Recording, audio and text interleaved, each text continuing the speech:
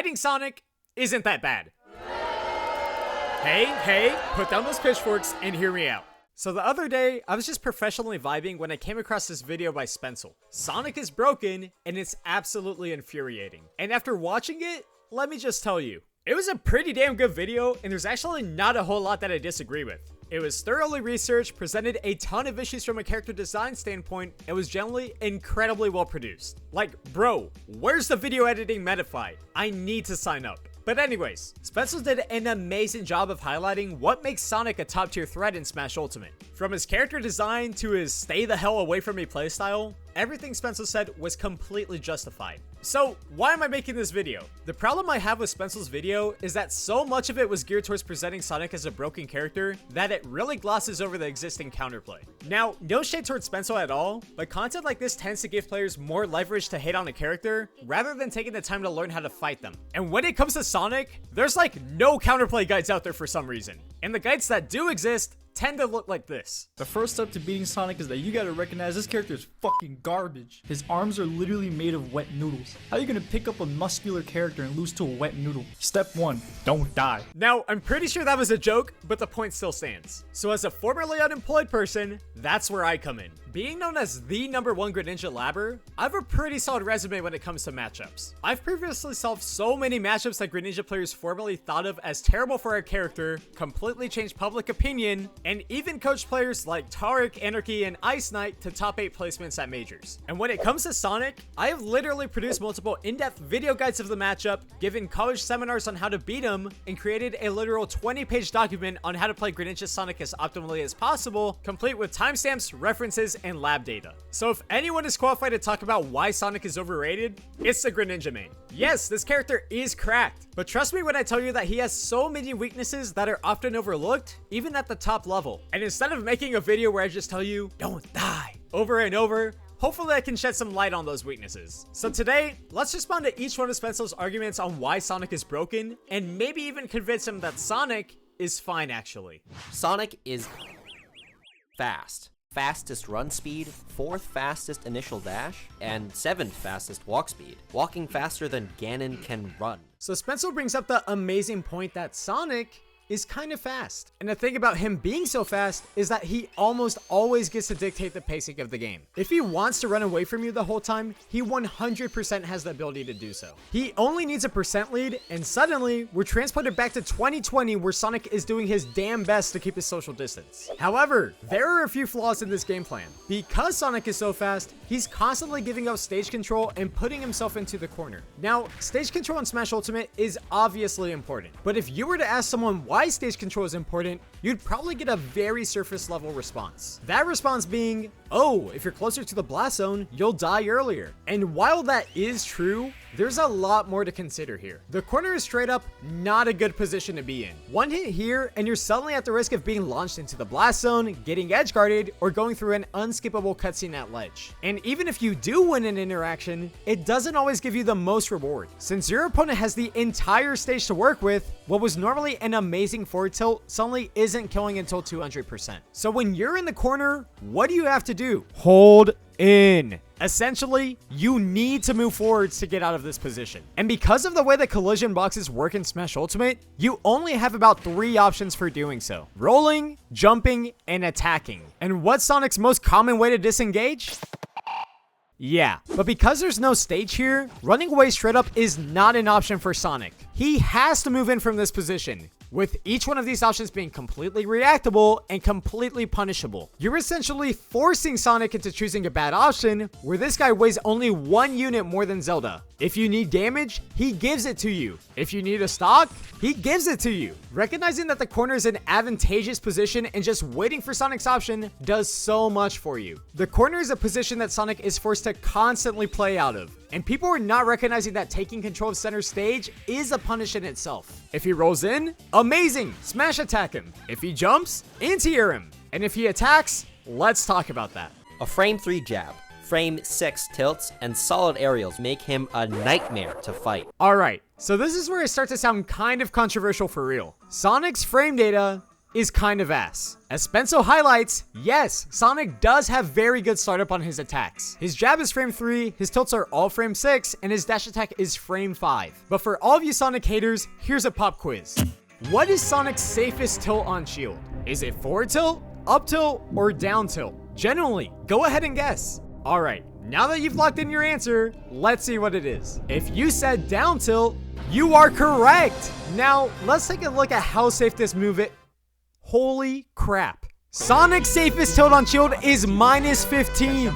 Genuinely, how many of you guys knew this? Let's compare that to Rob really quick. But yeah, Sonic has no shield pressure at all. When you're getting punished by Greninja out of shield, something is wrong, bro. Sonic's forward tilt and up tilt are tied for -20, and his dash attack is -17. Oh, my bad. I meant -30. Why are so many people afraid to hit this guy out of shield? There are so many ways for you to punish Sonic here. And since I'm such an amazing YouTuber, here's a small compilation of a few of those punishes.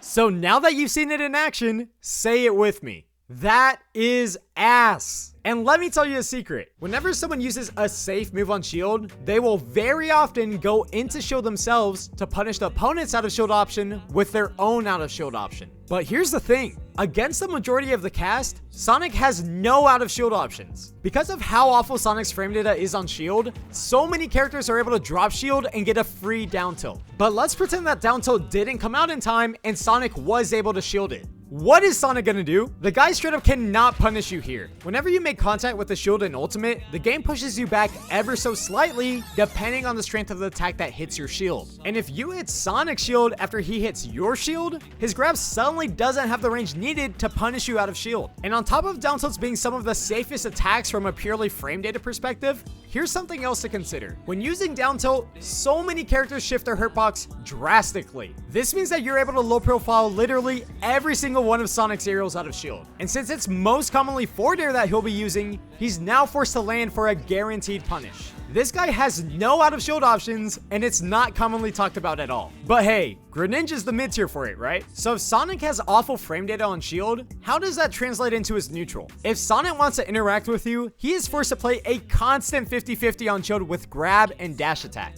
And considering that he has no combos from dash attack and his grab has a significant amount of end lag, you can really start to mess with Sonic's ability to approach from the ground. By using out of shield options, with punishes, disjointed hitboxes, or even just boxing with the guy, this character really starts to fall apart. But his airspeed is also surprisingly good, aiding in his evasion. Okay, so now that we've talked about his grounding kit, let's talk about Sonic's aerial kit. That is ass. I sound like the #1 Sonic hater right now.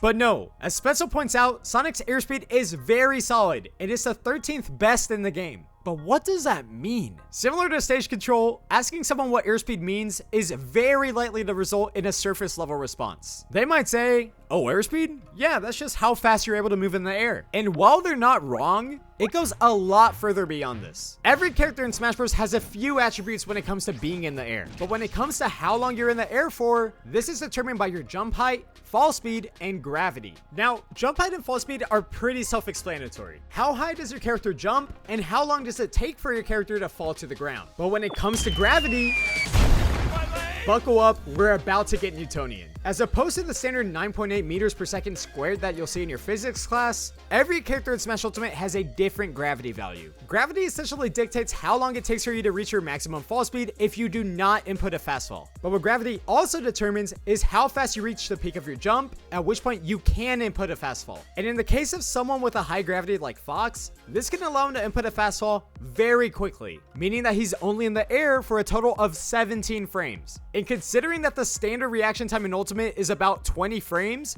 you are not reacting to that. Sonic's gravity, on the other hand, is pretty mid. Now, it's not terrible by any means, but this results in his shortest possible airtime lasting a total of 26 frames. This means that any time that Sonic inputs a jump is more than enough time for you to align a punish. So, going back to airspeed, how does that factor into all of this? Let me ask you, what is speed? Speed is literally equal to distance over time. And if we rearrange this formula, we'll see that distance is equal to speed multiplied by time. In other words, your airspeed literally determines how far you're able to travel in a single jump. So considering Sonic's airspeed of 1.208 units per second and airtime of 38 frames in a short hop, Sonic is able to travel about 0.765 units in a single jump. Or, you know, you can just say he jumps this far.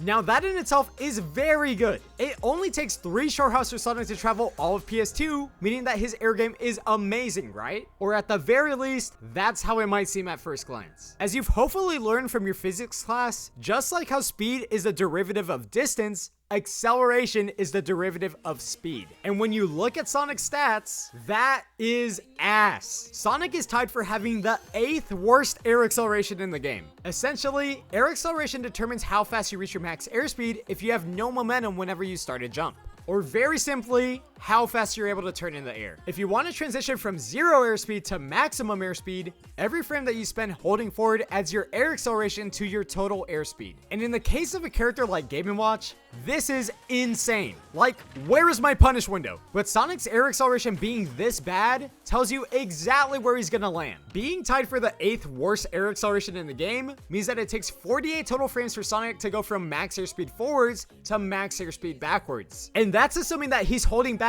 as soon as he leaves the ground. If you keep a mental image of how far Sonic is able to go in a jump, he straight up cannot reach you. Combined with the significant landing lag on each of his aerials, your whiff punish game against Sonic goes crazy. And remember how we talked about how terrible Sonic's frame data is on shield? Forward air is minus 14, back air is minus 10, and down air is minus 17. Why are you guys not punishing him? Bruh. Now, Sonic's safest aerial from a purely frame data perspective is Nair at minus 5. But this has the curse of the sour spot being the most rewarding hitbox of the move. Because he has to input this early, it is very common for Sonic to connect the Nair super high up on your shield. And suddenly, what was a minus 5 move is now minus 12.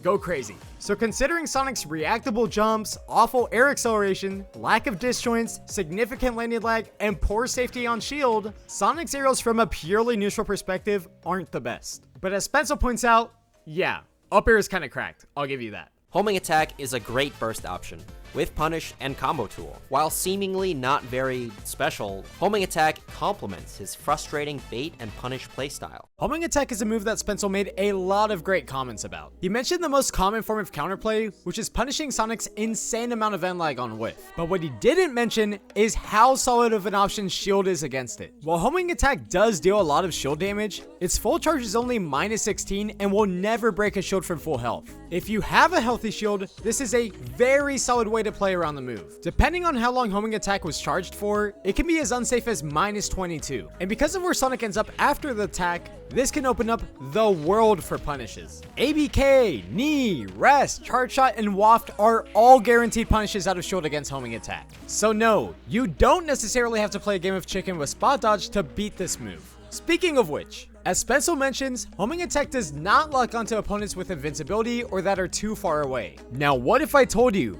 that you can do both? Rolling backwards is an amazing way to play around homing attack. If Sonic isn't directly on top of you, the invincibility from the roll will keep him from locking onto you, and even if he delays it to cover a spot dodge, you'll be out of the attack range. But when doing this, it's important to recognize when and why Sonic is using homing attack. Despite being incredibly fast on the ground, Sonic does not have the best response to projectiles. Homing attack allows him to go above projectiles for a punish while the opponent is in end lag. That's exactly what's happening in this clip that Spencil shows here. Rob commits to the gyro, and Sonic punishes it with homing attack. But the thing about homing attack is that it has 17 frames of startup and takes time to reach the opponent. Or in other words, this is a read. If you use projectiles as a conditioning tool, baiting out homing attack is very much possible and can leave Sonic open to a massive punish. And if you're standing underneath a platform, there's a very solid chance that this umbrella will just block the homing attack. With as cheap of a character as Sonic is, I think that it's only fair for us to be cheap too and take this stock for free. Alright, final point about homing attack. At high percents, the move has enough frame advantage to be a 50-50 stock confirm, either stuffing out most attacks and jumps, or waiting for an air dodge and then punishing. There's a misconception that reverse homing attack is a 50-50 kill confirm against your opponent's jump or air dodge. If Sonic reverses the homing attack into you, he can read your double jump with a double jump back air, or read an air dodge with a delayed back air for a kill. The way to get out of this is actually very simple. Hold out. Anytime that Sonic hits you with homing attack, you want to be DIing down and away. This creates the most distance between you and Sonic, at which point you can keep drifting off stage. This makes it where Sonic isn't able to catch up to you and put you in a back air 50-50. This is an elite smash killer. As long as you don't panic and take your time, you can get back to ledge safely. On the topic of recovering, let's talk about Spring. It can be used to edge guard opponents since the spring has a hitbox as it falls. Oh my goodness, can you guess what Appo's hot take is on Sonic's edge guarding? It is mid. Now, I will admit, I'm probably biased because I play Greninja, but I find Sonic's edge guarding to be incredibly overrated. And one of the reasons for that is that he doesn't have the best time when it comes to covering low recoveries. But wait, how is that the case when Spring exists? Let me explain. The way that Spring works, Sonic is only able to guess once when using it as an edge guarding move. If Sonic misses the Spring, he's forced into rising with it, creating a ton of breathing room for you to recover. And depending on how soon you recover, he doesn't even get a ledge trap because he's still in the air. This gives you a few options. You can wait out the Spring and recover around it, use an attack to deactivate the hitbox, or recover inside of the stage. Let's talk about that last one. Whenever you get hit by Spring, there are two things that can happen. One, the outside hitbox connects on your character model, sending you further off stage. Or two, the inside hitbox connects, causing a stage spike. We want the second scenario to happen, and this is most consistent by recovering inside of the stage. At this point in Ultimate's history, you should be pretty comfortable when it comes to teching stage spikes. But where I see so many players going wrong is by inputting an uppie immediately after they teched and being put into this helpless freefall state afterwards. Very simply, you should get in the habit of air dodging to ledge after a tech wall jump. This gives you invincibility from the air dodge and lets you act immediately after teching. And since Sonic is forced into the air after Spring, you can potentially punish his landing. This exact counterplay also works against Sonic's spin back air edgeguard setup, letting you punish his end lag on stage. Or if you don't want to risk being hit at all, you can just tech in place for a free ledge snap. Up special can also be used to escape enemy pressure, and you only lose access to his other specials without going into special fall. So Sonic can use his aerials and air dodge to mix up his landing. Now, Spring does also play a role in Sonic's disadvantage. As Spencil mentioned, Spring can be used to escape enemy pressure due to its frame 5 invincibility. So how do you play around this? Very simply, frame trap. Even if Sonic springs out of your combos, this is still a favorable position. As long as you don't get hit by the Spring, Sonic is still in disadvantage. And while he doesn't enter freefall, he goes back to having terrible air acceleration, loses access to every single one of his special moves, and get this, Sonic actually loses his double jump. So you can kind of just do this. Bye-bye.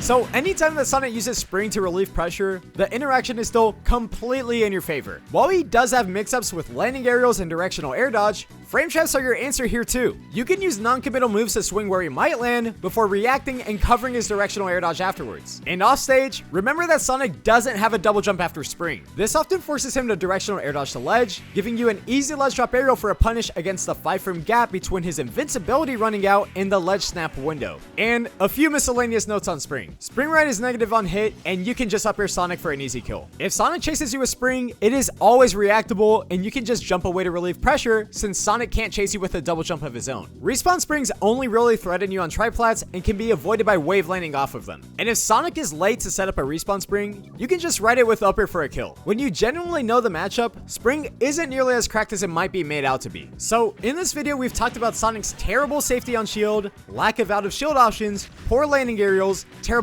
air acceleration, and mediocre edge guarding. This character is bad. I really don't know what everyone else sees in them. I mean, sure, he's fast, but beyond that, he has nothing.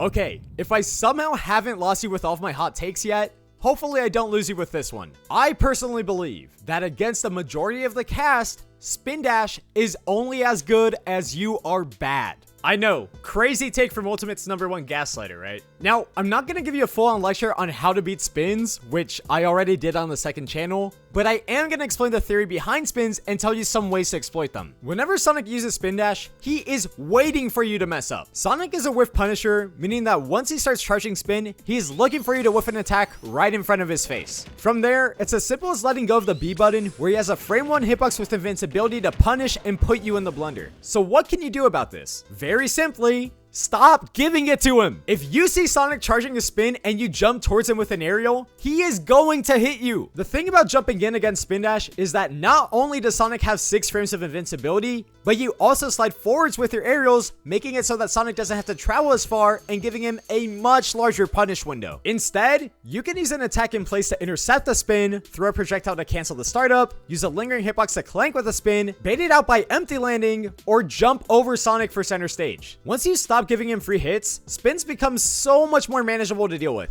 So what exactly are the weaknesses of spin dash? For starters, let's take a look at this hitbox. Sonic spins are negatively disjointed, meaning that as long as you have an attack out, you can hit Sonic straight out of his spins. And the best attacks for doing so have the following 3 qualities. They're long lasting, disjointed, and have low landing lag. And if you have all 3 like Greninja does with Nair, that is amazing. So going over all of these attributes individually, what makes lingering hitboxes particularly strong against spin? The longer that your attack is out for, the larger of a window you have to intercept Sonic's spin. If you use an attack that's only out for 1 frame, you have to be incredibly precise with your timing. But if your attack lingers, you have a much larger window to intercept spins. Having an attack that's disjointed kind of does the same thing. The bigger your attack is, the more space you're controlling, and the larger of a window you have to hit Sonic out of a spin. And finally, low end lag. Let's say that you don't get the timing down on Sonic's spin. If you miss an arrow with high landing lag, Sonic can react and hit you with a guaranteed spin. But if you use an attack with low landing lag at the mid-range, this suddenly isn't possible. You're able to recognize that your attack whiffed, go into shield, and guarantee an at least neutral interaction, which we'll talk about later. So now the question is, why would Sonic willingly spin into you if you don't whiff an attack? If you're using low landing lag arrows in place, the window for Sonic to connect a spin is very small. If Sonic spends time reacting to your aerial, you can shield before it connects and no progress is made at all. This leads Sonic to expecting the timing of your aerials, which in turn conditions the timing of his spins. And suddenly, this quote-unquote incredibly oppressive neutral tool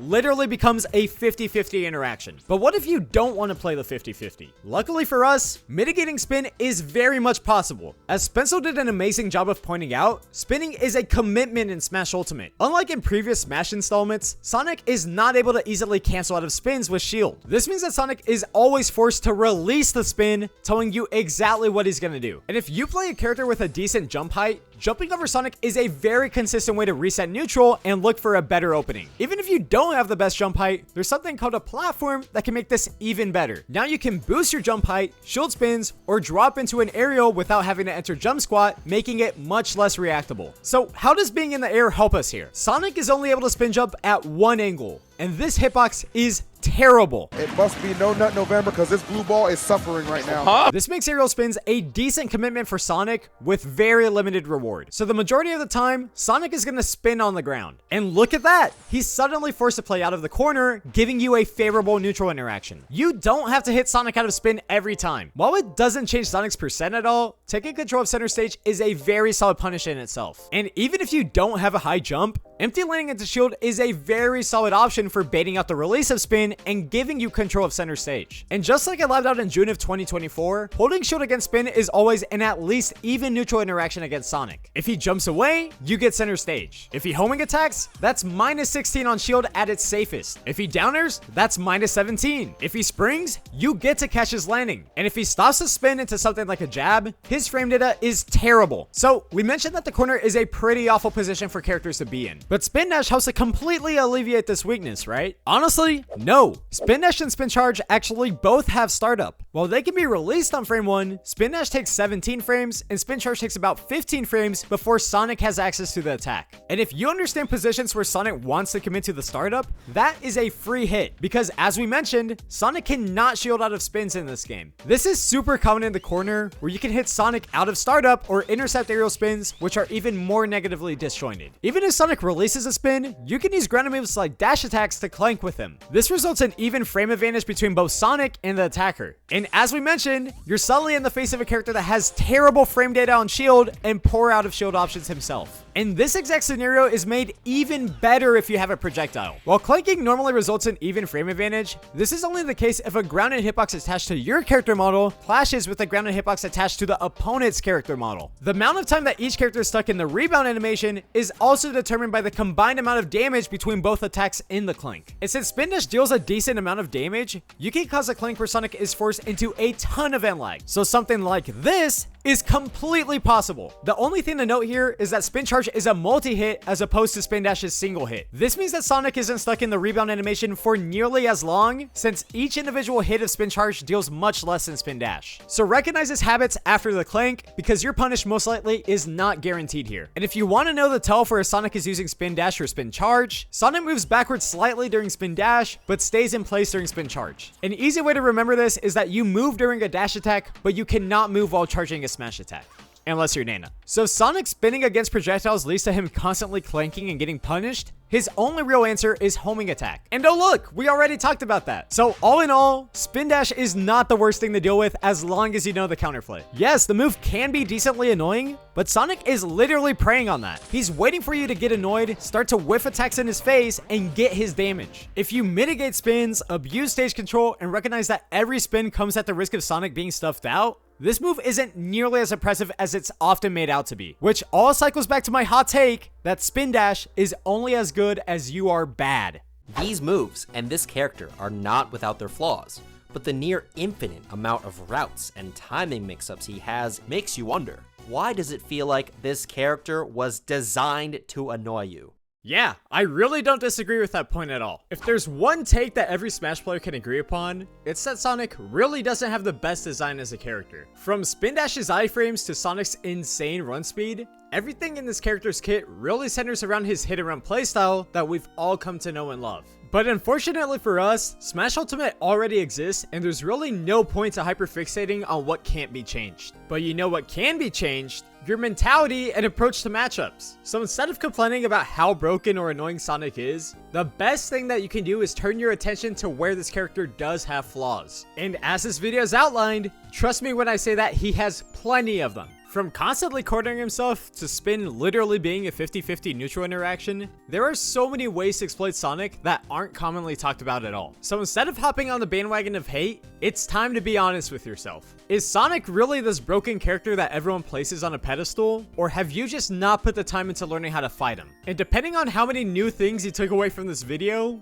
I think we both know the answer. And trust me, I get it. Whenever I did my first deep dive into the Sonic matchup for Greninja, everyone was telling me how terrible of a matchup it is. And I could have very easily fallen into this mob mentality, but instead, I took it upon myself to do the research. And now that I've studied the matchup in depth, I'm honestly scratching my head wondering what it is that everyone struggles with. Through the time that I've spent VOD reviewing, theory crafting, and labbing out interactions, I've only grown my knowledge about the game and become that much better of a player. I've said this before, but it all goes back to your mentality. Nobody has control over your efforts but you. Everything in Smash Ultimate comes as a direct result of your invested effort and ability as a player. And if you put enough time into learning how to play against Sonic, maybe you'll even agree with me when I say that Sonic is fine actually.